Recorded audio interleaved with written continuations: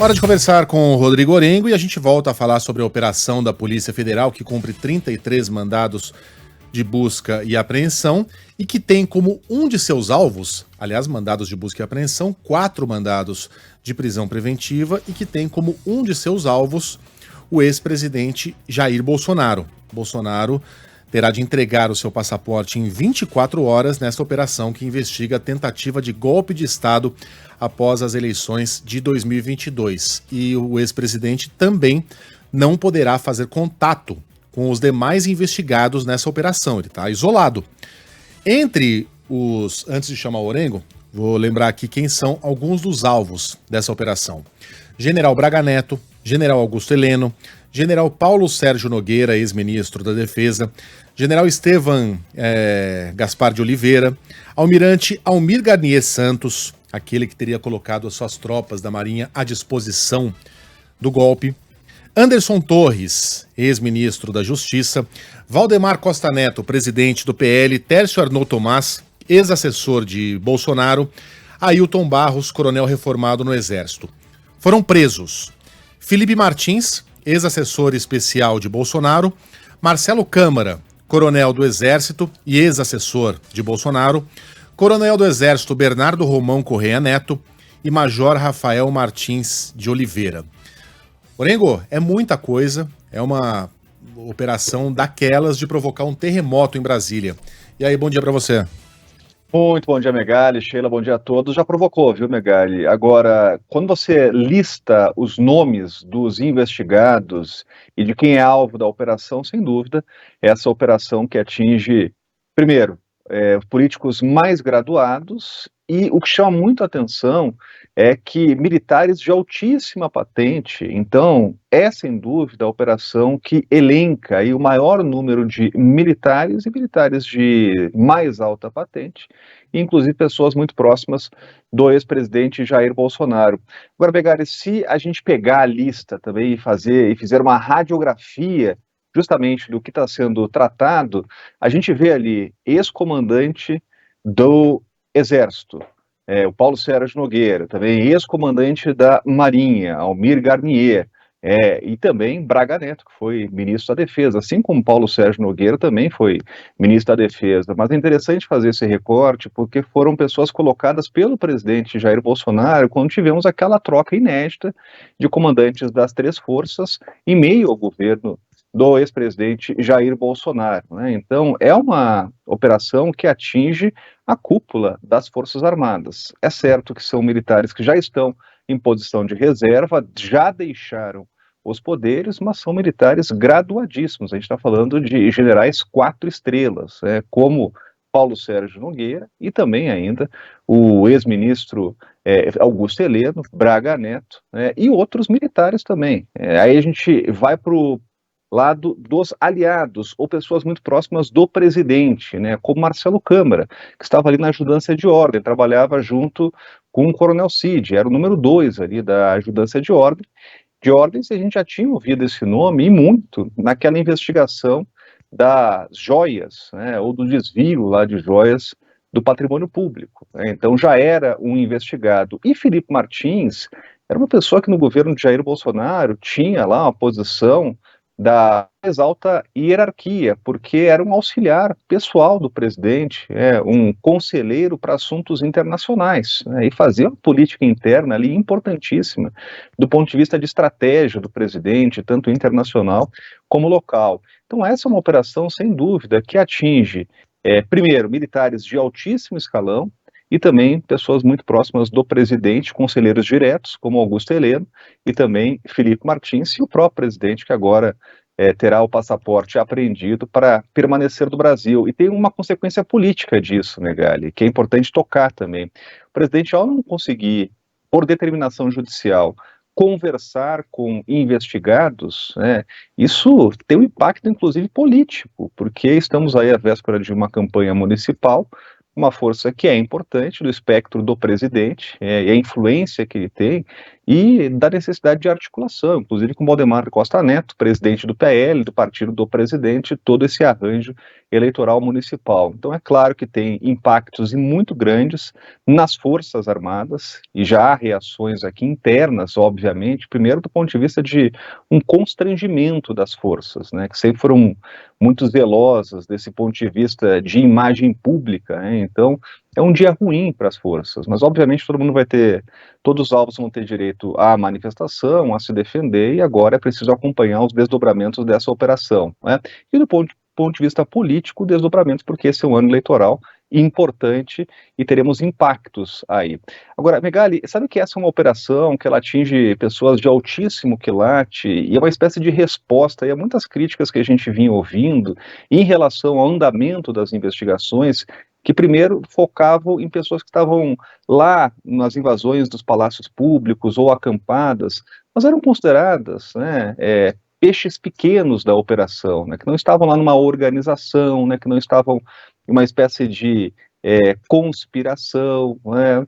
Os investigadores tentam agora traçar esses paralelos e estabelecer ligações diretas entre quem estava num alto comando, né, e depois, na consequência de tudo o que aconteceu. É muito precipitado ainda falar do que vai acontecer do ponto de vista de investigações, essa é mais uma fase dessa apuração, mas é importante estar de olho aí nesses impactos, tanto nas instituições como, obviamente, no meio político, né. Em repercussão aqui, claro que aliados do atual governo, desde as primeiras horas da manhã, já estão se manifestando, né, e dando repercussão a essa operação. O presidente Lula, enquanto era realizada a operação, concediu uma entrevista à Rádio Itatiaia, foi perguntado sobre o assunto, disse que a polícia tem que fazer seu papel, mas esperava que não tivesse excesso, né, mas que existiu uma tentativa de golpe de Estado, na opinião do presidente, isso precisava ter consequências, e agora acompanhar os desdobramentos aqui em Brasília, na esfera pública e também na esfera política. Ô, Orengo, mas você falou aí do constrangimento das Forças Armadas. Olha, faz meses que a gente está ouvindo as Forças Armadas constrangidas. Nossa, que constrangimento. Olha, o acampamento. Ai, meu Deus, a invasão. E o exército não fez nada. Que constrangimento. Ai, aquele general deu um depoimento golpista. Meu Deus, que horror. Ah, o almirante lá colocou as tropas à disposição. Quanto constrangimento. É aquela coisa assim do cara que solta um pum no elevador. É um constrangimento. Ai, que vergonha, mas passa rápido, né? E parte-se para a próxima. A gente está falando de uma operação aqui com mais de 10 militares de altíssimo quilate, ali do topo da cadeia alimentar das Forças Armadas, sendo investigados por golpe de Estado, num país que até um dia desses era uma ditadura, que já passou por um golpe de Estado. Isso não deveria ser tolerável. Isso não deveria gerar somente um constrangimento nas Forças Armadas, e também a gente não pode esperar, ou melhor, infelizmente a gente pode esperar, mas a gente não deveria se satisfazer com punições individuais. Ah, mas o Braga Neto vai ser punido. Ah, quem sabe vai sobrar também pro Augusto Heleno. Aí tem o Marcelo Câmara, tem o Mauro Cid. Porque a gente tá falando de punições individuais da justiça comum, mas não tá vendo nenhuma mudança estrutural nas Forças Armadas. O Exército permitiu que aqueles manés ficassem acampados durante semanas em frente ao QG do Exército. Quando entrou em ação era para proteger aqueles caras contra a polícia. Assim, um absurdo. Um absurdo atrás do outro. E a gente não vai ver nenhuma mudança estrutural, sei lá, no currículo da AMAN, no sistema de promoções, né? Nada. Nada. Nenhuma discussão sendo travada por aí depois de tantos constrangimentos, Orengo? Muita discussão, viu, Megali? E principalmente do ponto de vista de preservar as instituições, e separar o joio do trigo, porque as pessoas investigadas, elas obviamente estavam em cargos de altíssimo escalão, mas elas não são a força, elas são indivíduos. Essas pessoas passam e as forças precisam ser preservadas. Eu tive a oportunidade, desde o início do governo, conversar com os 3 comandantes das forças, o comandante Olsen, o comandante também, o brigadeiro Damasceno, o comandante Tomás, e há um trabalho colocado pelos 3 de internamente estabelecer justamente isso, o cumprimento de protocolos, a preservação da hierarquia, a preservação das instituições. Então é um trabalho fundamental que os 3 comandantes fazem internamente nas forças, despolitização, evitar que a política entre nos quartéis, justamente seguir as prerrogativas constitucionais, são forças de Estado, não são forças de governo, então são papéis fundamentais, né? E também um distensionamento, depois de tudo o que aconteceu, são desafios enormes, né? E o que eu ouvi dos comandos é justamente o seguinte: olha, quem teve relação com atos criminosos, essas pessoas precisam ser punidas, precisam ser investigadas, ter direito de, obviamente, defesa e ser punidas. Agora, a força, a instituição, uma instituição permanente de Estado, não pode ser punida, né? As pessoas sim, né? Não as instituições. Então são trabalhos fundamentais. Do ponto de vista estrutural, Megali, há propostas defendidas pelos 3 comandantes das forças, como, por exemplo, evitar que militares se filiem a partidos políticos, né? Hoje ainda há brechas para isso, os militares podem se filiar, podem concorrer às eleições, e aí eles ficam afastados, e depois, se não são eleitos, podem retornar às forças. E isso causa um mal enorme, porque é justamente isso, é a contaminação de áreas tão sensíveis, estratégicas de estados, né?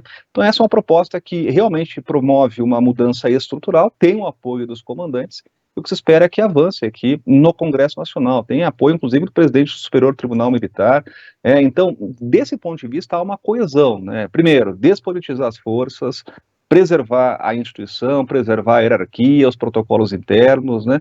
E realmente levar essa mensagem, né? Que as Forças Armadas são instituições, obviamente, de Estado, que respondem à Constituição e não ao governo de turno, né? Então, esse é um trabalho fundamental que é feito e precisa ser, é claro, incentivado nesse momento aí que a gente tem uma operação. A gente nunca viu algo dessa magnitude que envolve tantos militares de altíssima patente, mas são militares que já estão na reserva, que não apitam mais aqui nos comandos das forças.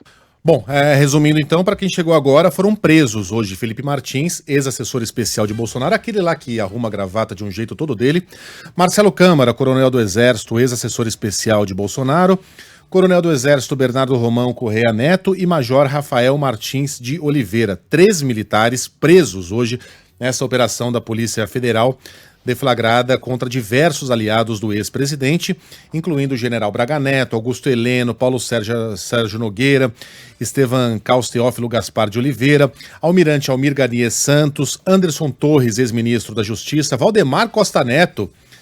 Olha aí o déjà vu do Valdemar, a polícia no seu encalço. Presidente do PL, Tércio Arnaud Tomás, ex-assessor de Bolsonaro, Ailton Barros, coronel reformado do Exército, entre muitos outros, incluindo o próprio ex-presidente da República, que terá até amanhã, neste mesmo horário, para entregar o seu passaporte à PF. Aliás, a respeito disso, surgiu uma dúvida que entre alguns ouvintes, e é importante que a gente esclareça, o celular do ex-presidente Jair Bolsonaro não foi apreendido. O que foi apreendido na casa do ex-presidente em Angra foi o celular de Tércio Arnaud, que ficou conhecido como chefe do gabinete do ódio durante o governo de Jair Bolsonaro. Então era o celular dele, ele estava hospedado na casa de Jair Bolsonaro em Angra e por isso esse mandado foi direcionado para lá. O que foi levado pela Polícia Federal foi o celular de Tércio Arnaud. Os agentes levaram o celular dele e não levaram o passaporte de Bolsonaro, conforme determinado no pedido, porque o passaporte de Bolsonaro está em Brasília. E por isso esse prazo dado de 24 horas para que o passaporte possa ser entregue. Orengo, como é que a gente interpreta? Antes de... O Barão vai esperar só mais um tiquinho, o assunto do Barão é bem importante também. Rapidamente, Orengo, como é que a gente interpreta essa decisão do Alexandre, da Polícia Federal, de confiscar o passaporte de Bolsonaro? Isso é quando há um entendimento de que a pessoa pode fugir do país? Exatamente, é o que prevê a legislação, Megali, que a pessoa pode fugir do país e prejudicar as investigações, é para evitar que isso ocorra. E eu chamaria atenção também para uma decisão que é fundamental, que é impedir que o ex-presidente se comunique com outros investigados. Isso traz implicações, claro, na esfera política, aí que a gente estava lembrando, né? Num ano eleitoral em que há muitas comunicações, isso tem um impacto tremendo aí na vida política do país. Mas o que eu queria saber, eu acho que eu me expressei mal aqui na pergunta, que, por exemplo, o risco de fuga é um dos motivos para uma prisão preventiva. Se o que aconteceu foi uma busca e apreensão, né, um confisco de passaporte, aliás, nem busca e apreensão, só um confisco de passaporte, é porque não há elementos para uma prisão preventiva, né? Não há elementos que justificariam uma prisão preventiva. Se houvesse, ele estaria preso. Quando você toma esse tipo de ação confiscar passaporte e impedir a comunicação, até que ponto essa pessoa está envolvida nos crimes que a gente conhece até agora, Orengo? Olha, pode estar envolvida, Megali, do ponto de vista de prejudicar as investigações, né? Então, são medidas justamente para que as investigações, apurações tenham um andamento, elas não sejam travadas ou não sejam prejudicadas, né? Então, evite que algum investigado deixe o país e deixe de prestar esclarecimentos fundamentais para os próximos passos da investigação, e evita também que investigados se comuniquem com outros investigados, né? E possam promover algo que é muito prejudicial à investigação, como, por exemplo, combinar versões, né? Então, são medidas preventivas do ponto de vista da apuração da investigação. E agora é importante acompanhar os desdobramentos. Lembrando sempre que quem é investigado, né, até uma condenação, tem que ter todo o direito de se manifestar, de ter manifestação dos advogados, né? Então, essa é uma fase fundamental da investigação. E agora é importante acompanhar os desdobramentos. Bom, a gente vai estender hoje o nosso horário local, tá? A gente não vai até as 9h25, a gente vai... O que eu falei? O local? O nacional, não, eu falei certinho, você que ouviu errado, você e todos os nossos ouvintes. A gente vai estender o nosso horário nacional, como eu disse. Uhum. Então, Orengo, havendo novidades para você, para o JP, enfim, para toda a rapaziada aí de Brasília, microfones abertos, prioridade para vocês, beleza? Beleza, combinadíssimo. Até mais. Até, um abraço.